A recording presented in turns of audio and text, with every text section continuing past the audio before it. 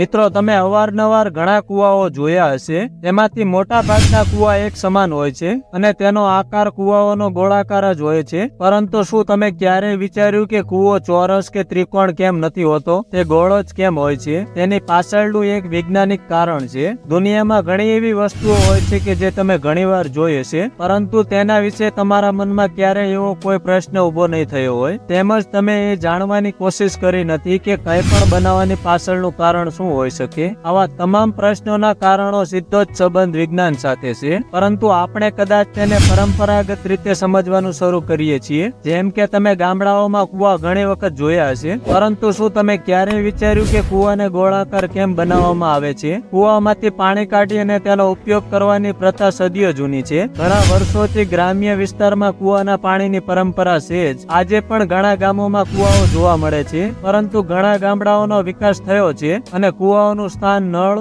અને બોરવેલે લઈ લીધું છે. પરંતુ ગોળ કુવો જોયા પછી તમે ક્યારે એવો વિચાર આવ્યો છે કે કુવો હંમેશા ગોળાકાર જ કેમ બનાવાય છે, જ્યારે પાણી ચોરસ અથવા ત્રિકોણ કુવામાં પણ રહી શકે છે? તો મિત્રો, તેની પાછળનું વૈજ્ઞાનિક કારણ જવાબદાર છે. કુવાના આયુષ્યને લંબાવવા માટે તેને ગોળાકાર આપવામાં આવે છે. કુવાને તમે ચોરસ અથવા ત્રિકોણના આકારનો બનાવી શકો છો, પણ તેની ઉંમર બહુ નહીં હોય. તેની પાછળનું કારણ એ જ કે જેટલા ખૂણા હશે તેટલા ખૂણાઓની પાછળ પાણીનું દબાણ વધારે હશે, જેના કારણે તે ખૂણાઓમાં તિરાડ પડવા લાગે છે, જેના કારણે તે લાંબો સમય ટકી શકતા નથી. જ્યારે ગોળાકાર કુવાઓનો ફાયદો એ છે કે દરેક દિવાલ એક સમાન હોવાને કારણે સમગ્ર કુવાનું પાણીનું દબાણ એક સરખું જ રહે છે, જેના કારણે આ કુવાઓ માત્ર વર્ષો સુધી જ નહીં પણ દાયકા સુધી અકબંધ રહે છે. હું આશા રાખું છું કે આપને અમારા વિડીયોમાં કંઈક તો જાણવા મળ્યું જ હશે. જો તમને અમારો આ વિડીયો પસંદ હોય તો તમારા મિત્રો સાથે શેર કરવું ભૂલશો નહીં. ફરી મળીશું બીજા વિડીયોમાં.